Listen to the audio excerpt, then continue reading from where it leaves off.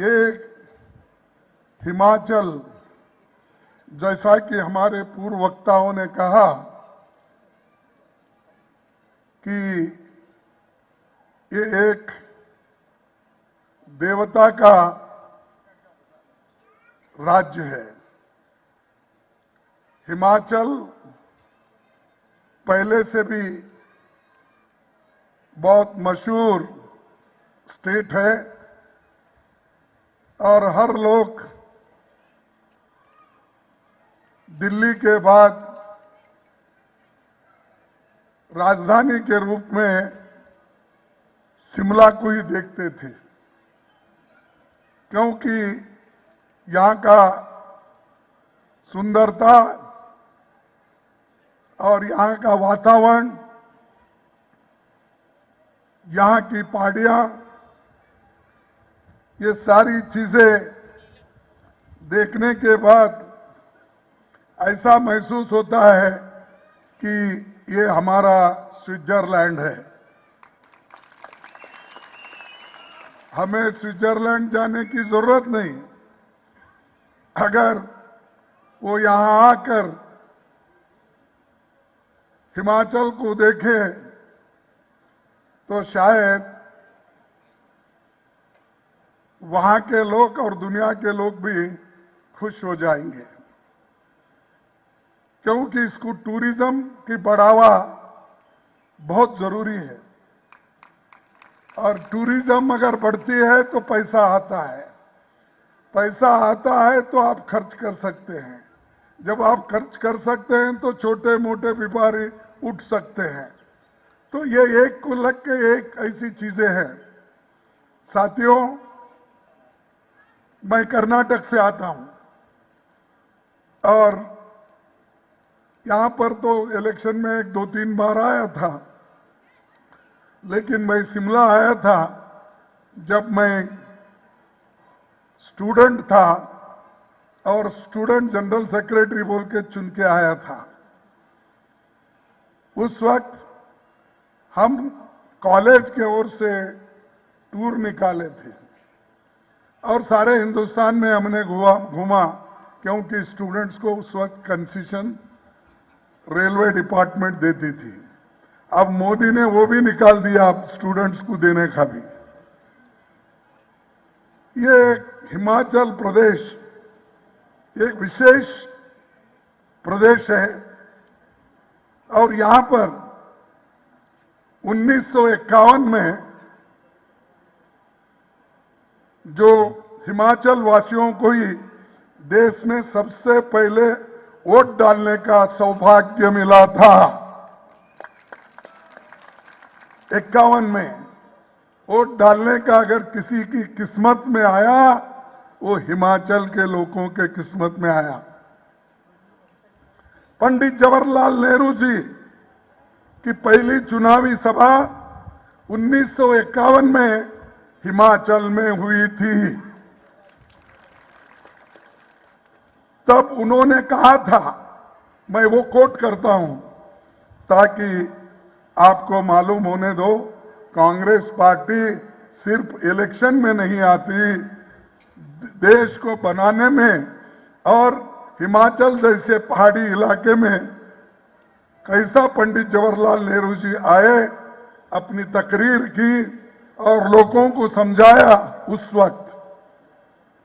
अब तो बहुत से सहूलत है, लोग आते हैं जाते हैं, वोट पूछते हैं। तो जवाहरलाल नेहरू जी ने कहा था, हिमाचल वासी ऐसे प्रत्याशियों को वोट दे जो सामाजिक न्याय को बढ़ाए। ये जवाहरलाल नेहरू जी के शब्द है। हिमाचल वासी ऐसे प्रत्याशियों को वोट दे जो सामाजिक न्याय को बढ़ाए। मनुष्य के व्यक्तित्व को गौरव और स्वतंत्रता को आगे ले जाए, आजादी को आगे ले जाए, धर्म और शिक्षा की स्वतंत्रता को आगे ले जाए। ये हमारे महान नेता जो पंडित जवाहरलाल नेहरू जी उस वक्त 51 में आकर ये बात कही थी। कई और साल हो गए, ये जो है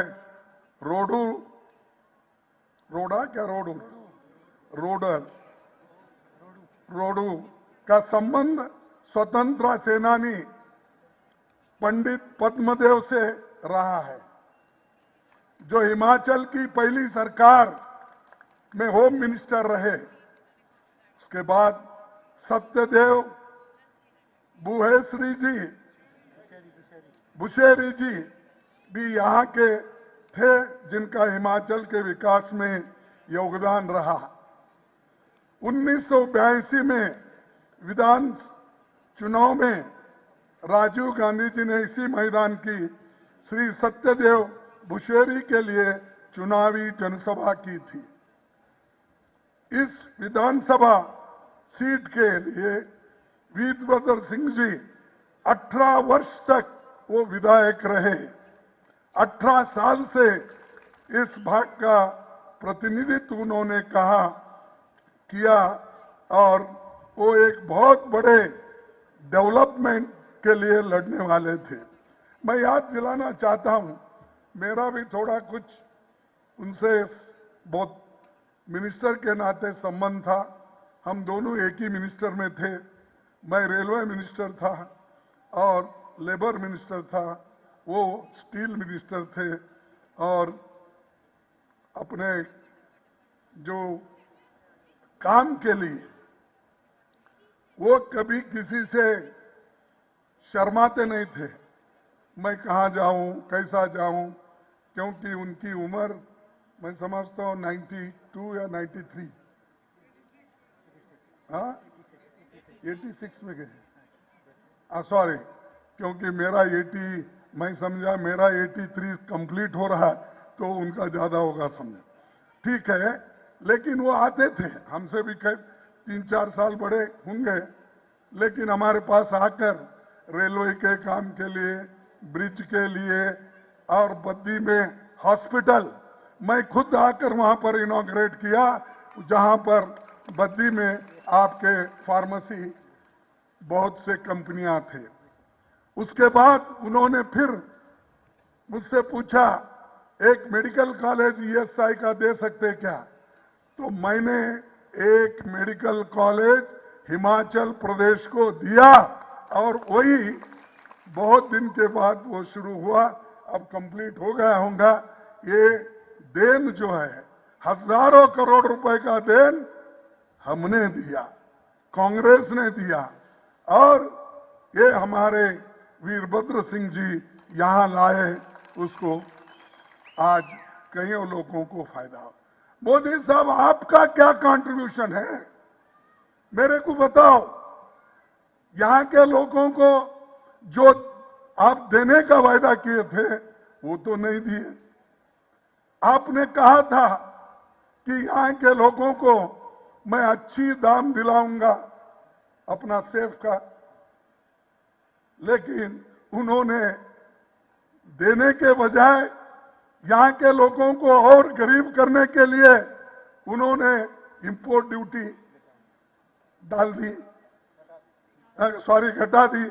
पहले यानी हर चीज जो कहते हैं उसका उल्टा करते हैं। और मैं समझता हूँ पहली बार आए, शायद नहीं आए, यहाँ नहीं आए। ठीक है, नहीं आए तो किसी ना किसी को देखने को तो आए होंगे ना, नहीं? अरे ठीक है, ठीक, चलो। तो ये समझे नहीं मेरी बात को, चलो चलने दो। भूपेश जी, आप तो समझे हैं। हाँ, तो ये देखिए, मंडी में ही मैं बोल रहा हूं कि हमने बहुत कुछ काम करके दिए, और वीरभद्र सिंह भी किसी काम को छोड़ते नहीं थे। रास्ते से लेकर, नेशनल हाईवे से लेकर और हॉस्पिटल से लेकर सब काम उन्होंने किया। करने के लिए सबके ऑफिसर्स को जाते थे, सबसे मिलते थे। वो वैसा ही उनकी धर्मपत्नी भी हर काम को पीछे लगकर वो काम हिमाचल प्रदेश का करवाती थी। तो ऐसा अपना काम, जरा पानी लाओ, नींद लाओ।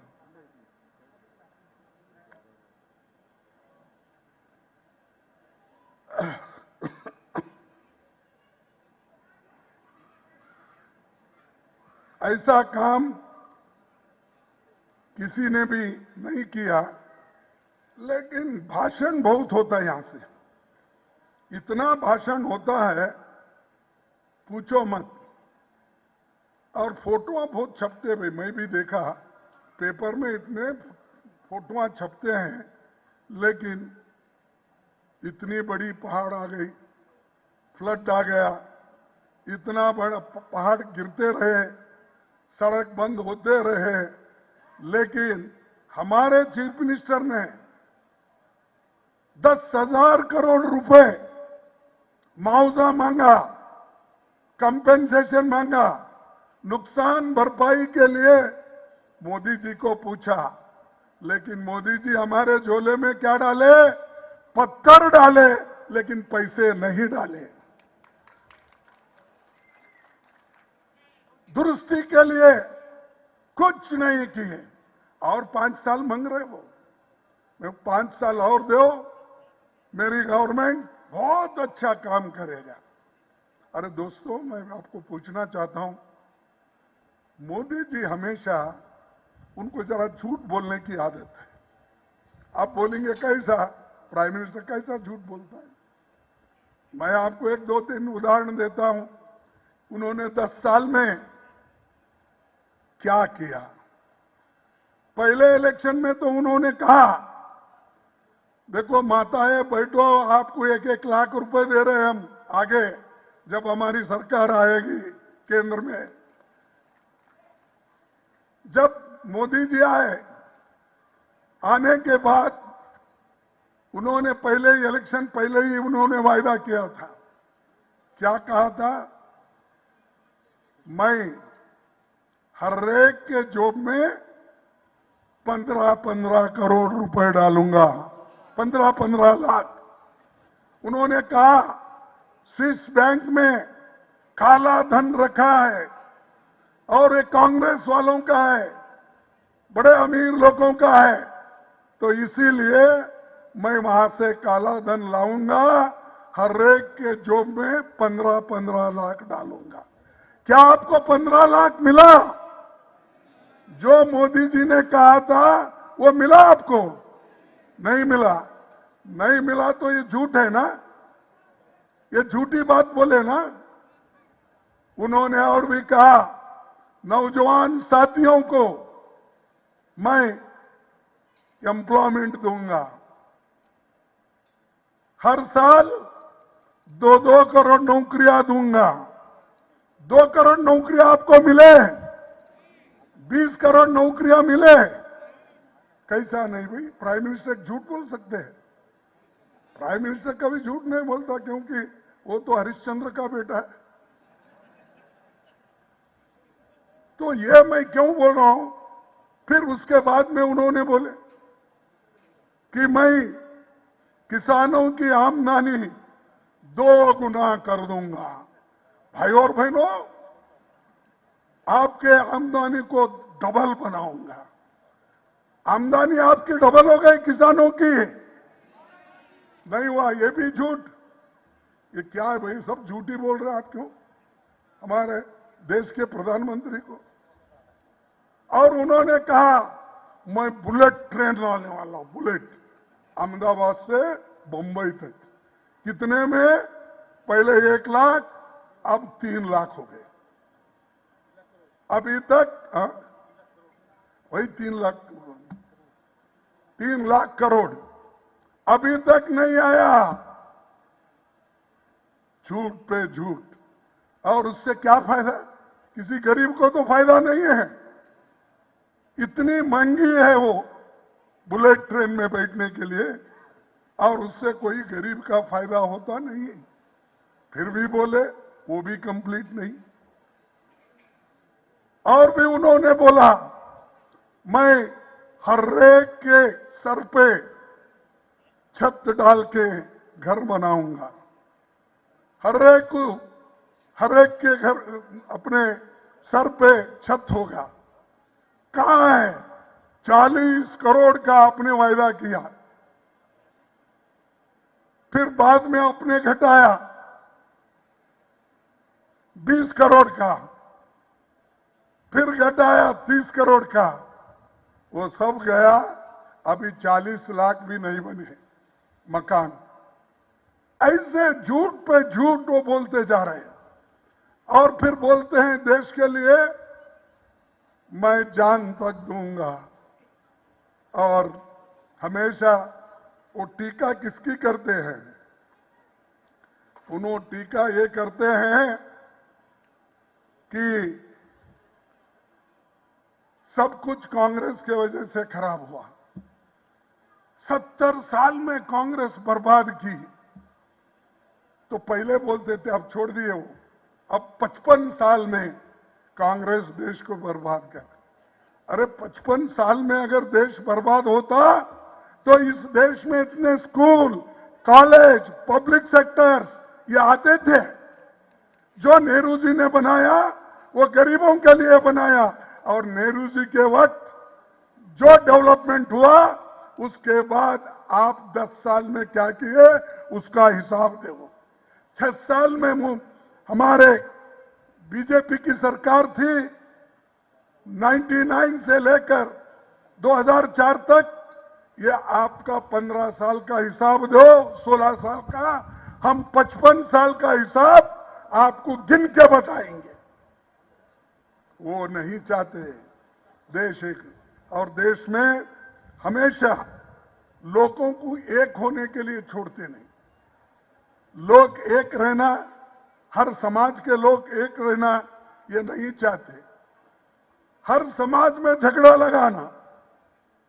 अरे भाई देश इतना बड़ा है, 140 करोड़ जनता है, इसको एक रखना आजादी के बाद बहुत मुश्किल था।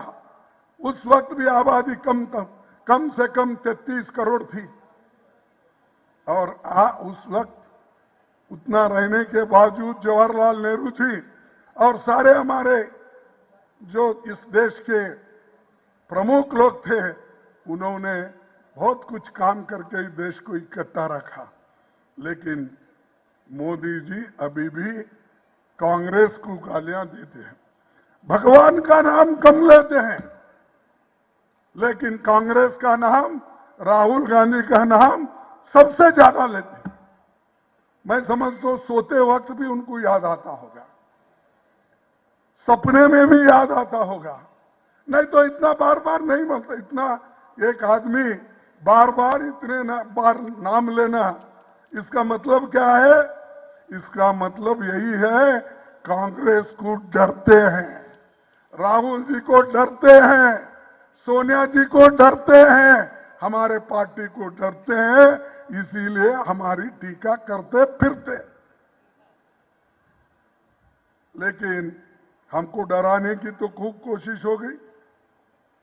हम तो डरने वाले नहीं हैं, क्योंकि हम हमेशा जनता के तरफ से काम कर रहे हैं और जनता के लिए काम करेंगे।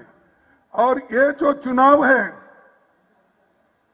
ये चुनाव सिर्फ एक एमपी की चुनाव नहीं है। ये चुनाव जनता मोदी के खिलाफ लड़ रही है, महंगाई के लिए, अनएम्प्लॉयमेंट के लिए। जो गरीब आज तरस रहा है, जिसको नौकरी नहीं, वैसे लोग आज लड़ रहे हैं। और दूसरी बात, हम लोग जो कांग्रेस लड़ रही है जनता के ओर से, और जनता को जो सपोर्ट कर रही है, वो किस लिए? महंगाई के खिलाफ, अनएम्प्लॉयमेंट के खिलाफ। अग्निवीर की बात करें, 4 साल के लिए मिलिट्री में भर्ती करना ही बंद करें, और मोदी साहब बोलते हैं हम अग्निवीर तैयार कर रहे हैं, सब नौजवानों को भर्ती कर, 4 साल के बाद ट्रेनिंग देके घर को भेज रहे हैं। अरे परमानेंट नौकरी मिलती थी, अगर मिलिट्री में भर्ती होते परमानेंट नौकरी मिलती थी, उनको पेंशन मिलता था, हर चीज की सहूलतें मिलिट्री में जो मिलती वो मिलती थी। ये सब साफ कर दिए इन्होंने, सबको खत्म किया, बच्चों से लेकर बूढ़ों तक। ओल्ड एज पेंशन ये हमारा ओल्ड पेंशन यहां पर लागू किए, लेकिन उनकी सरकार कहां है, वहां सब उसने निकाल दिया।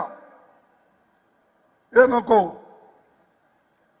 क्या ऐसा कोई कह सकता है? दिया हुआ छीन ले रहे हैं। इन्हों खुद तो देते नहीं, दी हुई चीज को भी मोदी जी छीन ले रहे हैं। इसीलिए मैं आपसे यही निवेदन करूंगा, हम जो लड़ रहे हैं 4 चीजों के लिए। एक तो लोगों को बचाने के लिए, एक तो उनको काम मिलना, आगे बढ़ना, तीसरी इस देश के संविधान को बचाना। इस संविधान को बचाने के लिए हम कोशिश कर रहे हैं। इस देश के इस संविधान को बचाने के लिए हम लड़ रहे हैं। अगर ये बच गया, जमहूरियत बचेगी, लोकतंत्र बचेगा, आप बचेंगे। आपको जो बुनियादी हक मिल रहे हैं, फंडामेंटल राइट्स, वो सब चीजें इसमें है। अगर आप भूल जाएंगे, इसको भूल जाएंगे, तो आप अपने याद करेंगे फिर गुलामी के दिन। आप कभी नहीं पाएंगे जो इस कॉन्स्टिट्यूशन में आप लोगों को हक दिए गए हैं। उसी तरह जो एससी एसटी लोग हैं और जो बैकवर्ड से हैं, कोई भी होने दो, उनको सबको हक मिल रहा है इस संविधान के वजह से। इसलिए भाइयों और बहनों, तुम उधर इधर मत देखो, सिर्फ आंख मूंछ के 1 तारीख को हाथ के बटन के ऊपर, वही ना, आप लोग 1 तारीख ना, 1 तारीख को आप हाथ के चिन्ह पर बटन दबाओ और भारी बहुमत से इनको चुन के लाओ। तभी लोकतंत्र बचती है, तभी संविधान बचेगा, तभी हम आप सुख और शांति से रहेंगे। लेकिन मोदी जी ये नहीं चाहते। मोदी जी हमेशा यही चाहते हैं कि हर लोग परेशानी में रहे। मैं अहमदाबाद गया था, क्योंकि मैं हर स्टेट में जा रहा हूं, हर जगह घूम रहा हूं। मैं देख रहा हूं लोग एकदम चिंतित है। ऐसे लोगों को परेशान करने की बात कौन कर रहे हैं? मोदी जी कर रहे हैं। अहमदाबाद में उन्होंने एक भाषण किया, क्या बोला कि उन्होंने बोला, देखो जाति जनगणना करके कांग्रेस तुम्हारे घर का एक्सरे कर रही है। एक्सरे करके तुम्हारे घर के अंदर अगर सोना है, कितना सोना है, तुम्हारे घर के अंदर मंगलसूत्र है, तुम्हारे घर में अगर पैसा है, तुम्हारी संपत्ति, अगर तुम्हारे पास जमीन है, 2 एकड़ जमीन है, तो 1 एकड़ छीन लेंगे कांग्रेस वाले। और यहां तक भी बोले तुम्हारा मंगलसूत्र भी छीनेंगे। अरे कोई मां का लाल इस देश में पैदा हुआ है किसी का मंगलसूत्र छीनने का? कांग्रेस पार्टी देश के लिए लड़ी है, कुर्बानी दी है। आज तुम वोटों के लिए मंगलसूत्र की बात करते हो, जाति की बात करते हो। भाइयों और बहनों, देखो गुजराती भाइयों, उनके अहमदाबाद में बोले सो बोल रहा हूं। देखिए, बहुत होशियार रहिए। आपके घर में अगर 2 भैंस है, 1 भैंस मुसलमान को देंगे। आप सुने पढ़े होंगे ना? हाँ, हम नहीं कह रहे भाई, देश का प्रधानमंत्री कह रहा है। इस देश का प्रधानमंत्री कह रहा है 2 भैंस है तो 1 भैंस निकाल के देंगे, 2 एकड़ है तो 1 एकड़ निकाल के देंगे, मंगलसूत्र देंगे। ये ऐसा कोई प्राइम मिनिस्टर बोलता है? अरे प्राइम मिनिस्टर तो वो होता है जवाहरलाल नेहरू जी के जैसा, जो सबको समानता के साथ लेके जाता है और समानता की भाषा बोलता है। वो है इंदिरा गांधी जी, जो पाकिस्तान जैसे कंट्री को, पाकिस्तान जैसे देश को उन्होंने उसके 2 टुकड़े करके एक बांग्लादेश बनाया और दूसरा पाकिस्तान रखा। ये काम हमने किया। तुमने तो पहाड़ खोद के चूहा निकालने वाले लोग, पहाड़ खोद के चूहा निकालते, ये देखो ये चूहा निकला। अरे हमने तो पाकिस्तान के खिलाफ लड़के बांग्लादेश को आजादी दिलाए और हमारे लोग लड़कर जीतने के बाद भी 1 लाख लोगों को, सैनिकों को हमारे अपने इंदिरा गांधी जी ने उनको बहुत दिन रखा। उसके बाद में उन्होंने उनको छोड़ दिया, 1 लाख लोगों को बंदी कर दिया था। तुम क्या कही हुई?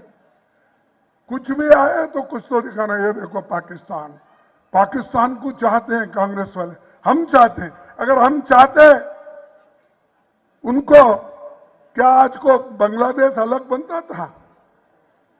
अरे आप तो चाइना तुम्हारा, हमारा हिंदुस्तान का जगह वहां पर ऑक्युपाई करके बैठा है, घर बना रहे हैं, रोड बना रहे हैं। मोदी साहब चुप बैठे हैं। मेरी 56 इंच की छाती है। कहां है भाई 56 इंच की छाती आपकी? यहां क्यों नहीं जा रही 56 इंच की छाती? सिर्फ 56 इंच की छाती दिखाने के लिए है। मैं तो देखा नहीं, कोई टेलर यहाँ का अगर मशहूर टेलर है तो भेजो, उनका 56 इंच का छाती है क्या नहीं। ऐसी बात करते हैं। तो इसलिए दोस्तों, ऐसे लोगों को सबक आप सिखाना चाहिए। अगर आप सबक नहीं सिखाएंगे तो निश्चित रूप से इस देश में डिक्टेटरशिप आएगा। अगर डिक्टेटरशिप आएगा, पूरे कानून खत्म हो जाएंगे और सभी लोग परेशान हो जाएंगे। तो मैं खासकर हमारे युवाओं को वायदा करता हूं, 30 लाख खाली पड़े हुए सरकारी जगह हम सरकार में, गठबंधन की सरकार आने के बाद ये पूरे 30 लाख वैकेंसीज हम भर देंगे, सबको देंगे। पहली नौकरी पक्की करेंगे और 1 लाख सालाना हम स्टाइफंड के तौर पर नौकरी के अधिकार दिलाने के लिए उनको ट्रेनिंग देंगे। युवा रोशनी 5,000 करोड़ का डिपॉजिट हम इस फंड के लिए पहले दे देंगे। और आज पेपर लीक बहुत हो रहे हैं और मोदी जी चुप बैठे, हर चीफ मिनिस्टर उधर इधर देख रहा है, लेकिन हम पेपर लीक होने का भी बंद कर देंगे। उसके लिए नया कानून लाके हम युवाओं को एक जगह बना के देंगे। जहां पर दूसरी बातें हैं जो हमने वायदा किया था, किसानों के लिए हमने ये वायदा किया कि उचित आयात निर्यात नीति लाएंगे। यहाँ के लिए एक्सपोर्ट इंपोर्ट की जो पॉलिसी है वो नया पॉलिसी बना के यहाँ के किसानों के लिए हम मदद करेंगे। सभी किसानों का कर्ज हम माफ करेंगे, जैसा मनमोहन सिंह जी ने 72,000 करोड़ रुपए सोनिया गांधी और मनमोहन सिंह जी ने किया था, हम सब लोग मंत्री थे, वो फिर से करके हमने दिखाएंगे। तीसरा, जीएसटी मुक्त खेती। अब तो जीएसटी में यहाँ क्वेश्चन आंसर नहीं है, तो यहाँ जीएसटी इस पे रहेगा, हर ट्रैक्टर पे, ट्रैक्टर के सामान पे है, टायर पे है, फर्टिलाइजर पे है, औषध पे है, हर एक पे जीएसटी है। वो जीएसटी हम निकाल देंगे। किसानों को इससे फायदा होता है, वो निकाल देंगे। 30 दिन में बीमा की जो क्रॉप इंश्योरेंस है वो दिलाएंगे, क्योंकि किसान से लूटते हैं और अमीरों को फायदा करते हैं। किसान अपना कंट्रीब्यूशन करता है और उसके लिए जो कंपेंसेशन मिलना वो नहीं देते। आपको तो मालूम है, क्योंकि यहां ये जो हिमाचल प्रदेश में 100% लिटरेसी है, आपको ज्यादा बोलने की जरूरत नहीं है। हम अभी कम समझते हैं, आप ज्यादा समझते हैं, क्योंकि देश आजाद होने से पहले भी यहाँ 50% लिटरेसी था। तो दोस्तों, महिलाओं को यहाँ पर हिमाचल सरकार 1,500 रुपए देने का वायदा की थी, लेकिन इसको स्टे लाया गया। अब चुनाव के बाद जो पिछला जिस दिन इन्होंने अनाउंस किया, उस दिन से लेकर अब तक पूरा पैसा हमारे महिलाओं को मिलेगा।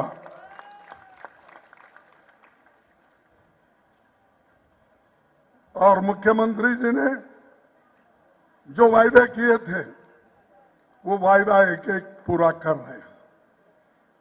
हम कर्नाटक में वायदा किए थे, वो वायदा हमने पूरा कर रहे हैं। तेलंगाना में हमने वायदे किए थे, वो भी हम कर रहे हैं। तो जहां जहां हमने वायदे किए थे, वो तो हम पूरा कर रहे हैं।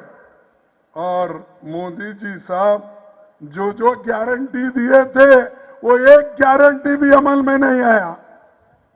उन्होंने हमेशा बोलते रहे, भाइयों और बहनों, जब मैं देखता हूं मेरी मां बहनें चूल्हे के सामने जब बैठती है, जब वहां लकड़ी के लगाते हैं धुआं निकलता है, जब गोबर की ये लगाते हैं, उपले वो लगाते हैं, तब वो धुआं निकल के उनके आंखों में जाता है।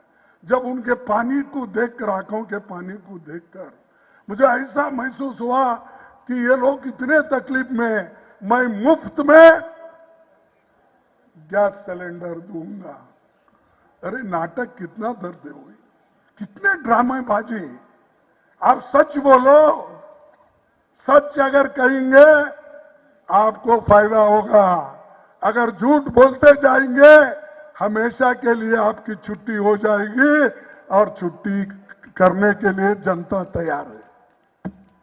और हम जीतने वाले हैं, इसमें कोई शक नहीं है।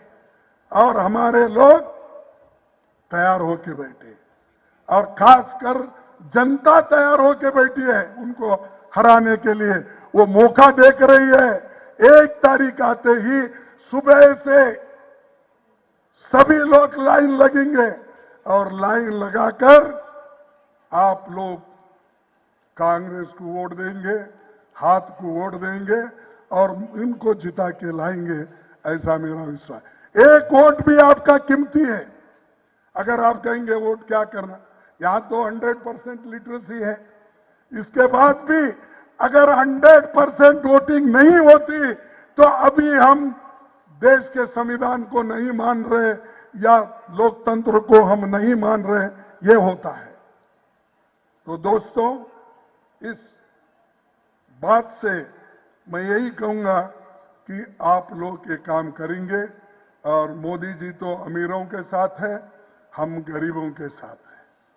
अमीरों के साथ इसलिए है, उन्होंने, हमने जो बनाए public sector units, airport, port, ये सब बेच रहे या गिरवी रख रहे। अरे पैसा हमारा, बनाए हम, और बेचने वाले तुम, लेने वाले अदानी और अंबानी, पैसे हमारे।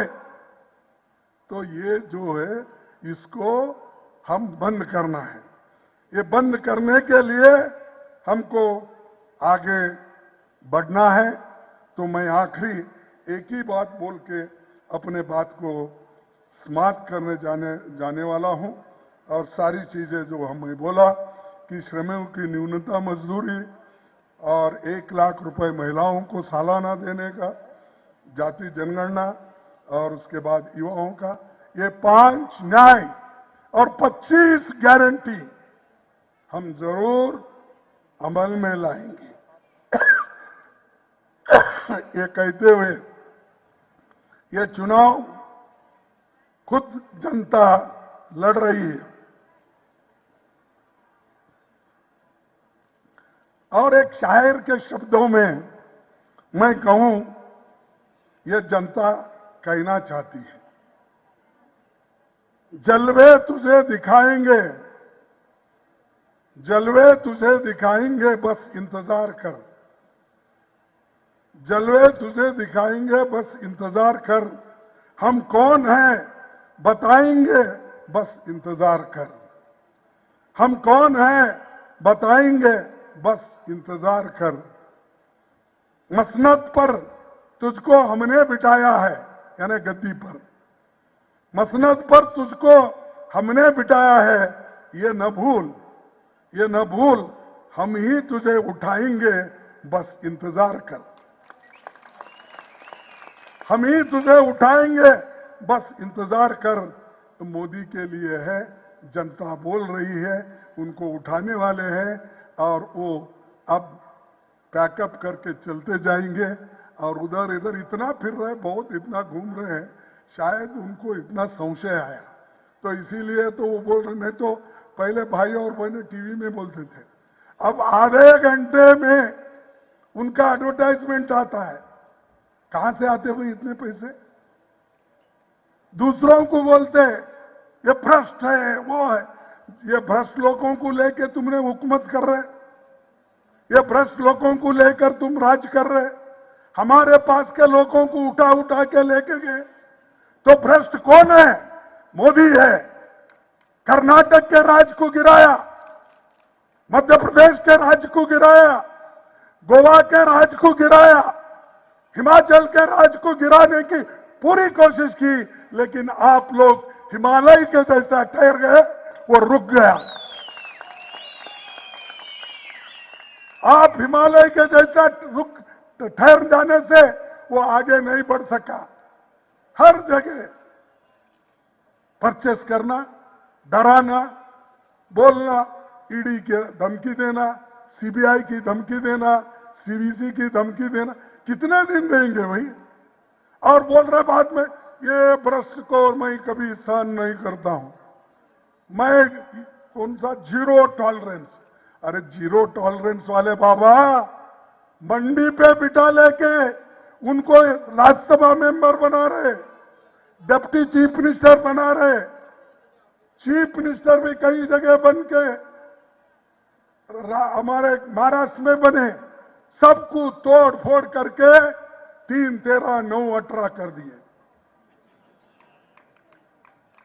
और ये बोलते देश को मैं बचाने के लिए पैदा हो गया। मां गंगा मुझे बुलाई है। कहां से बुलाई? अहमदाबाद से। वहीं रहो ना भाई। गंगा की सेवा करने वाले बहुत लोग हैं वाराणसी में, उत्तर प्रदेश में, हिमाचल में, बिहार में, हर जगह है। तुम्हारी जरूरत नहीं है। वहीं सोमनाथ टेम्पल है, बैठो, बड़ा टेम्पल है ना। यहां क्यों लोगों को मां गंगा ने बुलाई, मैं इसलिए आया, मैंने प्रधानमंत्री बना मां गंगा के वजह से। अब भाई सब कुछ ऐसा बोलने से मिलता है तो कोई काम करने की जरूरत नहीं है। मेरे पास एक मेरे ओल्ड टीचर आए थे,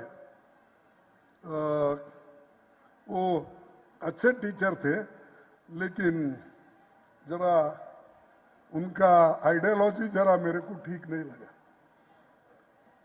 तो वो ऐसा ही बोलते थे कभी कभी, मल्लिकार्जुन, मेरा नाम मल्लिकार्जुन है, फिर वो आप बोलेंगे ये कहाँ का नाम है, भी हमारे पास नहीं है। मैं भी अनेक ज्योतिर्लिंगों में से एक लिंग हूं, मल्लिकार्जुन।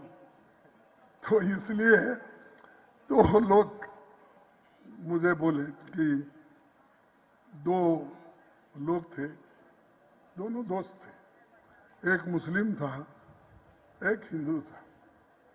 वो जरा बहुत आइदी थे, क्या बोलते हैं आपके तरफ, लेजी थे। तो वो क्या करते थे, शुक्रवार के दिन तो मस्जिद के सामने ठहरते थे, ठहर के पुकारते थे। जब टाइम 1 बजे नमाज का टाइम होता वहां जाते थे, अल्लाह के नाम पे पैसे दो, अल्लाह के, दोनों मिलके बोलते थे, अल्लाह के नाम से पैसे दो, अल्लाह के नाम से पैसे दो। लोग 1 दिन दिए, 2 दिन दिए, 3 दिन दिए, 4 दिन दिए, फिर उसके बाद बोले अरे रोज ऐसा ही आते पुकारते हुए, तो छोड़ो।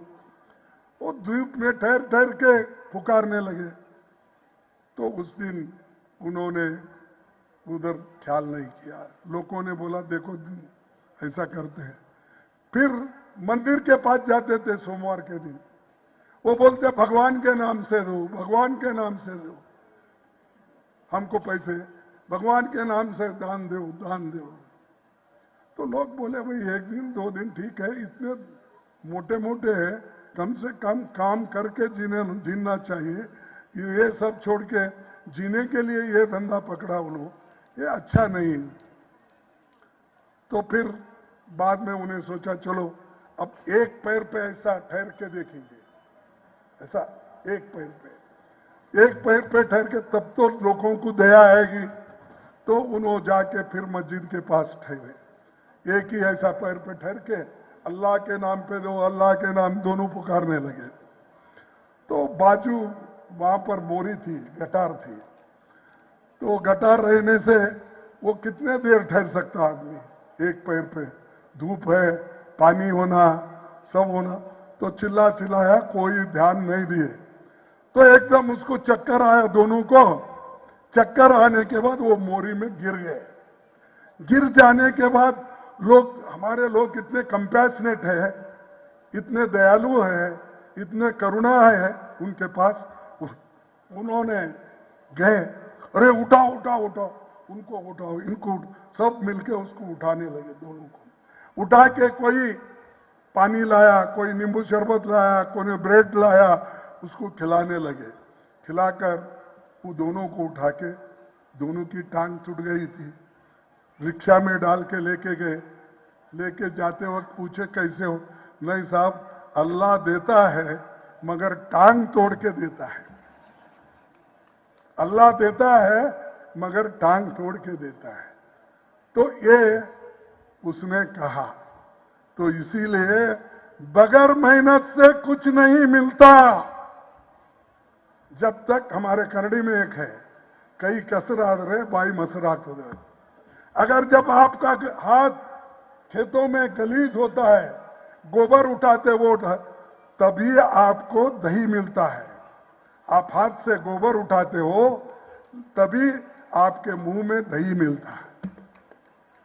ये काम करने, कर्म है, कर्म से सब कुछ मिलता है, बैठने से नहीं मिलता।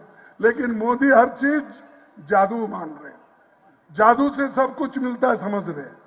नहीं भाई, हमारे लोग मेहनत करें, उसका फल तुम्हारे को मिल रहा है। हमने बड़े बड़े कारखाने बनाए, उसको मिल रहा है। हमने ग्रीन रेवोल्यूशन बनाया, तुमको आज धान फ्री मिल रही है। हमने दूध के डायरिया खोले, तुमको दूध मिल रहा है। तुम्हारा क्या है भाई? तुम्हारा नाम एक ही है, नाम बदलो, वल्लभ भाई पटेल क्रिकेट स्टेडियम नाम निकालो, मोदी स्टेडियम बनाओ। बनाया या नहीं अहमदाबाद में? ऐसे काम, नाम बदलो, प्राइम मिनिस्टर इनो। इसीलिए मैं हमेशा बोलता हूं, मोदी साहब इतने झूठ बोलते हैं शायद ही उनके पास कोई ऐसा नहीं है, इसीलिए हाँ बाद में इतने झूठ बोलते हैं और आज हमारे कॉन्स्टिट्यूशन के पीछे गिरे हैं। कॉन्स्टिट्यूशन का बदलाव करने के लिए हमारे मोहन भागवत जी पहले ही बोले और आज भी बोल रहे हैं। उत्तर प्रदेश में बहुत से लोग, कर्नाटक में एक एमपी वो बोला हमको 2/3 मेजॉरिटी दो, 400 पार करो, हम इस देश का संविधान बदल के अच्छा संविधान लाएंगे। ये कौन बोल रहे? ये मोदी के चेले और मोदी जी बोल रहे। तो आप संविधान बदलना चाहते हो क्या? संविधान का रक्षण करना चाहते हो? ये उसका उत्तर आपको देना है, नहीं तो गुलामी में रह जाएंगे जैसे पहले थे वैसे। इसीलिए मैं आपसे विनती करता हूं फिर एक बार, हमको जनतंत्र को बचाना है, लोकतंत्र को बचाना है, संविधान को बचाना है, हमारे आगे पीढ़ी को बचाना है। इसीलिए आपका वोट महत्व का है। आप वोट देकर हम सबको, हमारे पार्टी को आगे लाइए। तुम्हारा जो भी हमने बात किया है या कहा है, जो भी वचन हमने दिया वो निभाएंगे। ये कहकर मैं अपने 4 शब्द को समाप्त करता हूं। और आज के हमारे जो शिमला उम्मीदवार है विनोद सुल्तानपुरी, इनको अपना वोट दीजिए।